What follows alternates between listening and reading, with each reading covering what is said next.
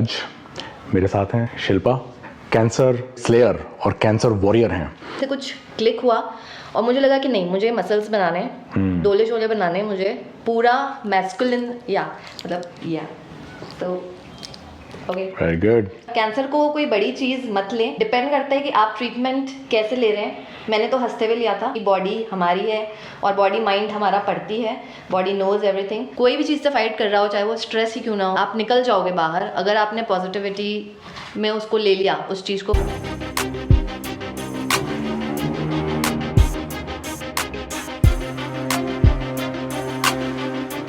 तुम्हारे कोई role model भी थे अपार्ट फ्रॉम दिस के जिन्होंने ऐसा स्ले किया हो, वॉरियर माइंडसेट रहा हो इन कैंसर और अदरवाइज? कोई ऐसा कोई इंस्पिरेशन था या तुम्हें बस अपने आप ही अंदर से हुआ तुम्हारी सिचुएशन?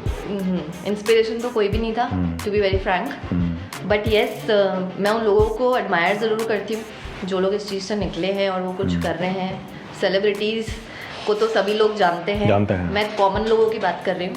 कॉमन लोगों को कोई नहीं जानता, लाइक मैं हूँ, मैं भी एक कॉमन बंदी हूँ, मुझे आज कोई नहीं जानता है, ठीक है। मतलब काफ़ी सारी सेलिब्रिटीज़ हैं, जैसे लीजा रे है, ताहिरा कश्यप है, जिनको हुआ है, मनीषा कोइराला, बहुत सारे हैं, हाँ। ये सब। सो उन लोगों की स्टोरी, ऑब्वियसली मैंने ये नहीं बोलूँगी उन्होंने भी फाइट किया है, ठीक है, बट नाउ बिकॉज वो सेलिब्रिटी हैं तो उनकी स्टोरी सब जगह पे फेमस है, उनको सब जानते हैं, people you know they contact them and everyone. लेकिन कॉमन लोग जो इनको फाइट कर रहे हैं, मतलब उनका क्या? ऑब्वियसली मैं तो अभी भी ये चीज़ फील करती हूँ कि मैं वॉरियर हूँ और मुझे तो भैया ये फीलिंग आती है कि मैंने बहुत महान काम किया है। वेरी गुड, आने भी चाहिए। मैंने महान काम किया है और मतलब मेरे को ऐसा कोई चाहिए ना, मतलब कोई प्लेटफॉर्म चाहिए जहाँ पे मैं लोगों से बात करूँ या जाके उनको समझाऊँ या उनको अपनी स्टोरी बताऊँ, ठीक है। वो चीज़ अभी तक क्लिक नहीं हुई है मुझको कि मैं कहाँ जाऊँ, कैसे करूँ। मैंने ट्राई किया है ऑल्दो, बट मैं नहीं जा पा रही। तो इस चीज़ पे आते हैं। तो एक तो तुमने डिसाइड किया उस कंपटीशन में जाना है, वैसा शेरू क्लासेस या जो भी हैं वो उसमें जाना है, लेकिन फिर तुम्हारे अंदर ऐसा लग रहा है मुझे कि तुम्हारे अंदर ये भी हुआ कि तुम्हें एक्सप्रेस करना था अपनी जर्नी को, अपनी पर्सनालिटी को, जो तुम फील कर रही हो। तो वो माइंडसेट शिफ्ट कब से कब हुआ इस जर्नी में, बॉडी बिल्डिंग के टाइम, या वो शुरू से ही था, या वो कहीं पॉइंट पे जाके हुआ कि नहीं, I need to express myself, I need to tell my story? Actually मैं कीमो जब ले रही थी अहमदाबाद में, तब मैं ऐसे ही कीमो मेरे को चल रहा था, लेकिन मुझे बीच में लू जाना था, तो मैं अपना वही नीडल के साथ में मैं लू गई। जब मैं वापस आ रही थी तो बाहर लोग बैठे हुए थे, तो उन्होंने मेरे से क्वेश्चन किया कि आप किसको कीमो करवाने आए हो यहाँ पे। सो मैंने उनको बोला कि मेरी खुद की चल रही है, और ऐसा एक बार नहीं, ऐसा बहुत बार हुआ। हॉस्पिटल में पीपल कुड मेक आउट कि मैं ही हूँ पेशेंट, या बिकॉज मैंने कभी you were looking fit and हाँ, और मैंने कभी ऐसा नहीं किया कि मैं रोते हुए जा रही हूँ या ऐसा कुछ भी नहीं। I used to go normal, like a normal person जा रहा है कहीं पे भी। और तो बस तभी मुझे ऐसा लगा कि यार कुछ तो अलग है, तो कुछ अलग करना चाहिए और लोगों को बताना चाहिए, क्योंकि लोग नहीं जब मेकआउट कर पा रहे हैं, तो मुझे ऐसा लगा कि यार मैं लोगों को नहीं बताऊं ऑब्वियसली, लेकिन मैं उन लोगों को मोटिवेट करूं या उनमें अवेयरनेस क्रिएट करूं, क्योंकि आज भी रूरल एरियाज जो हैं, जो गांव के लोग आते हैं, हॉस्पिटल में तो बहुत मिलते हैं, उन लोगों को नहीं पता है अभी भी। तो वो लोग लाइक 2.5 साल का बच्चा कीमो ले रहा है रोते हुए, और तो उनसे बात करूँ, मैंने करी भी थी एक आध बच्चे से बात। मतलब तुम ये कहना चाह रही हो कि उनको पता नहीं है, मतलब कि वो बहुत ही नेगेटिवली ले रहे हैं और परेशान हैं? एग्जैक्टली, बहुत नेगेटिव लेते हैं। They curse, actually they think that it's a curse. Cancer अभी भी इंडिया में तो बहुत बड़ा लगता है लोगों को। People don't even take the name. लोगों को लगता है कैंसर वर्ड जो है, नाम बोलने से हमको हो जाएगा, तो वो कैंसर नाम भी नहीं लेते हैं। ये मैं खुद की पर्सनल एक्सपीरियंस से बता रही हूँ। They don't even take the name. हाँ, वो नॉर्मल सिनेरियो है जिसमें लोग बहुत ही परेशान हैं, और क्रोनिक डिजीजेस तो चाहे कैंसर हो चाहे डायबिटीज़ हो, बहुत लोगों को है। तो लेकिन कैंसर का तो मतलब ऑनेस्टली स्पीकिंग मुझे भी बड़ा ज़बरदस्त चीज़ लगती है ये, क्योंकि लेकिन तुम इससे गुजरी हो तो डेफिनेटली ये तो मतलब मेरी नज़र में तो जो लोग लाइफ में सोचते हैं हमको मोटिवेशन चाहिए चीज़ों के लिए करने के लिए, वो तो उसके लिए तो बड़ी है कि एक इंस्पायरिंग स्टोरी है ये तुम्हारी। तो तुम्हारा उन लोगों को कुछ तुमने बोला अभी, तुम्हारा उन लोगों को कुछ संदेश है क्या जो कैंसर से अभी जूझ रहे हैं, या फिर उनकी फैमिली में आजकल कैंसर होता है, कोई उससे निकल के आते हैं, कई लोगों को डायग्नोस होता है, बड़े परेशान, मतलब एक जो सच्चाई है वो तो है, लेकिन एक जो मेंटल परेशानी जो हो जाती है फैमिली में, उनको तुम क्या बोलोगी शॉर्ट में? तो सबसे पहले तो ये कि cancer is just like a flu, viral खांसी जुकाम जैसे हो जाता है। तो आज के सिनेरियो में अगर मैं बोलूँ तो वो तो एक फ्लू हो गया है, क्योंकि हम लोग जो खा रहे हैं सारा इम्प्योरिटीज़ से भरा हुआ खाना और ये सब खा रहे हैं। सो कोशिश करें कि आप हेल्दी खाएं। सबसे पहली बात, फिजिकल एक्टिविटी करें। ज़रूरी नहीं है कि वेट्स उठाएं, कुछ भी physical activity, that can be normal walk, normal jog, yoga, meditation, anything जिससे आप फिजिकली एक्टिव हैं, ठीक है।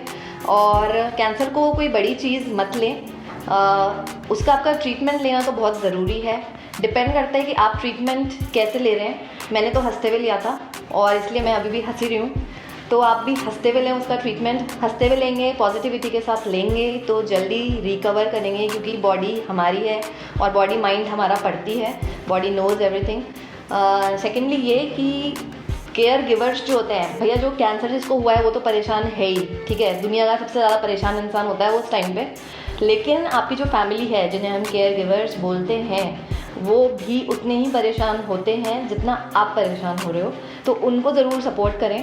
और मैंने देखा है ये केयर गिवर्स के बारे में कोई भी नहीं बोलता है एक्चुअली में। मैंने इसके लिए एक सिंगापुर की कोई थी कंपनी, मैगजीन मतलब मीडिया, उनको इंटरव्यू भी दिया था इसके लिए।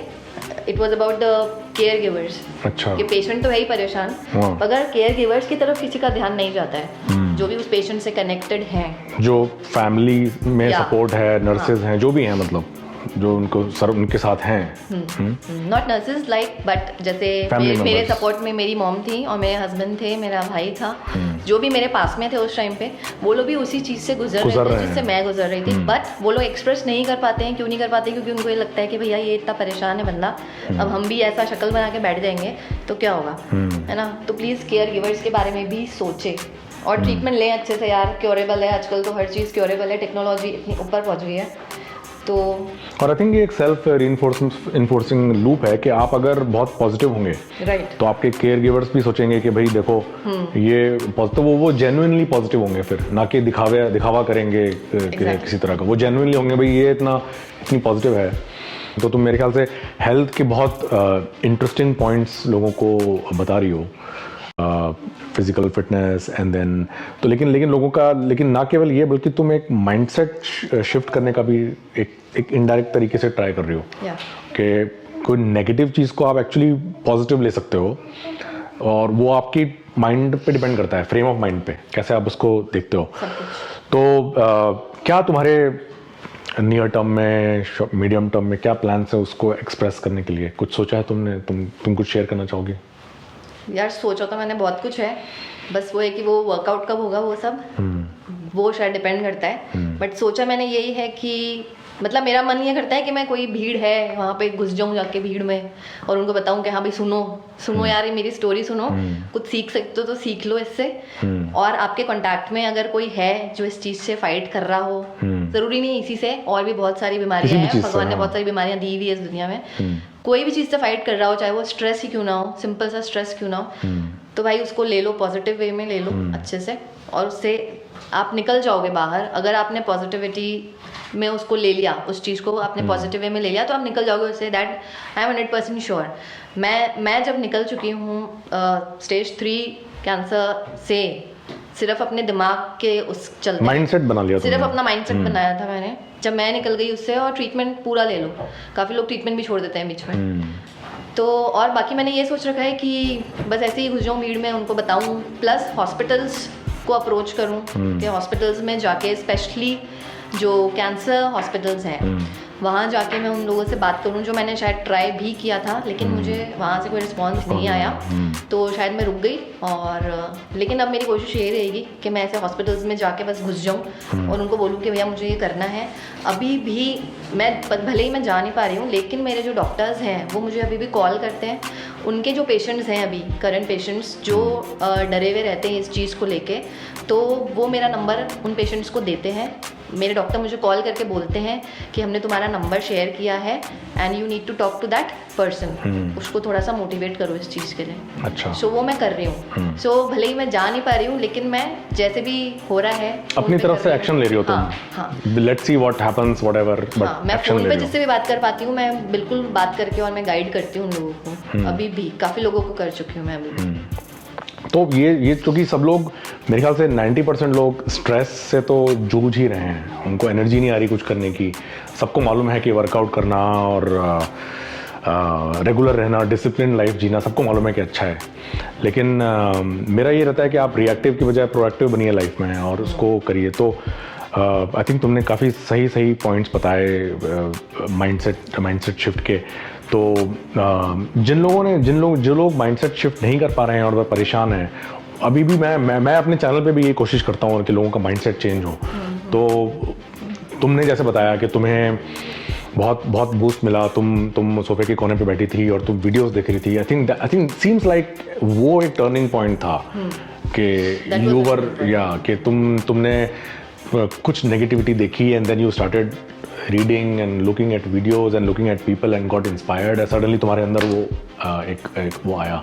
तो आई थिंक ये एक एडवाइस हो सकती है लोगों के कि अगर आप नेगेटिविटी से जूझ रहे हैं या आप कुछ परेशान हैं, स्ट्रेस्ड आउट हैं, तो मेरे ख्याल से आपको पहले नॉलेज लेने की ज़रूरत है, इंस्पिरेशन लेने की ज़रूरत है, जो भी आपको अच्छा लगता है, बुक्स पढ़ना या यूट्यूब वीडियोस देखना या जो भी है। और लेट्स सी मे बी कुछ चीज़ आपको क्लिक करेगी, कुछ तो क्लिक करेगा। हाँ, कुछ तो क्लिक करेगा, इतना कुछ करेंगे तो लेकिन आई थिंक वो आपके अंदर होना चाहिए कि हाँ आपको कुछ उसको कुछ फिक्स करना है, आपके अंदर वो एनर्जी आनी चाहिए कि वो कुछ नेगेटिव है, पहले उसको एक्सेप्ट करिए और फिर उसके बाद उसको फिक्स करने का ट्राई कीजिए। तो बहुत ही पॉजिटिव नोट पे बहुत मज़ा आया तुमसे बात करके। तुम लास्ट में कुछ कहना चाहोगी? लास्ट में तो बस यही बोलूँगी कि जो मन में आए वो करो, और कुछ मतलब ऐसा कुछ नेगेटिव वे में नहीं बोल रही हूँ कि ज़िंदगी का भरोसा नहीं है, लेकिन मैं इस चीज़ में लेती हूँ आफ्टर माई डायग्नोसिस, तो मैं इस चीज़ में बिलीव करती हूँ कि जो भी आपकी इच्छा है करने की, डोंट थिंक कि मैं कल कर लूँगी, परसों कर लूँगी, एक हफ्ते बाद कर लूँगी। No, do it at that very moment, चाहे कुछ भी करना पड़े उसके लिए। जो भी इच्छा है उसको दिल में मत रखो, ठीक है? तो मैं तो यही करती हूँ। अब मेरी कुछ भी इच्छा हो, चाहे वो छोटी इच्छा हो, बड़ी इच्छा हो, बहुत बड़ी होती है तो ऑब्वियसली उसको होल्ड पे डालती हूँ थोड़े टाइम के लिए, लेकिन अगर वो मेरी है, मतलब मेरी कैपेसिटी है उस चीज़ को पूरी करने की, तो मैं उसको कर ही लेती हूँ। मतलब मैं अपने हस्बैंड को भी यही बोलती हूँ कि मुझे ये चीज़ करनी है, क्योंकि करनी है, बस करनी है। And don't give a dam, किसी की कोई चिंता नहीं, कोई परवाह नहीं, जो मन में है वो करो एकदम बिंदास होके। Just live like you are a crazy person on this earth, क्योंकि आपको अच्छा लग रहा है तो सब कुछ अच्छा है। सो हाँ, and that's a living example कि कैसे आप थोड़ा क्रेजी हो जाएं और थोड़ा सा बिंदास हो जाएं, तो आप लोगों पे बहुत पॉजिटिव इम्पैक्ट ला सकते हैं। Right. अगर आप अपने ही शैल में रहें और अपनी ज़िंदगी से जूझते रहें तो सब नॉर्मल है, आप जिएंगे, आप मरेंगे, सबको मरना है। लेकिन अगर आप कुछ बाहर जाके करें तो ना केवल आपके लिए अच्छा होगा वो पॉजिटिविटी, बट वो पॉजिटिविटी से बाकी लोगों को भी पॉजिटिविटी मिलेगी, दिखेगी, लोग इंस्पायर होंगे। और वो आई थिंक मैं खुद इस चीज़ पे बहुत बिलीव करता हूँ। राइट, ठीक है, thanks a lot Shilpa. Thank you. और आप लोग मैं पूरा विश्वास है आपको इस वीडियो को देखने में बहुत मज़ा आया होगा। और मुझे बताइए कि और आप क्या क्या सुनना चाहेंगे मुझसे व्यूअर्स से? इंस्टाग्राम पे आप मुझे सर्च कर सकते हैं लिटिल मिस जिशा के नाम से, या फिर आप मुझे सर्च कर सकते हैं फाइटर मॉम के नाम से, और यूट्यूब पे शिल्पा अनेजा के नाम से। तो प्लीज़ मुझे आप फॉलो कीजिए, और आपको उसके अंदर मेरी और भी अच्छा मिलेगा कंटेंट और अच्छे वीडियोस वगैरह, वर्कआउट वीडियोस बेसिकली। आज के लिए इतना ही, बाय बाय।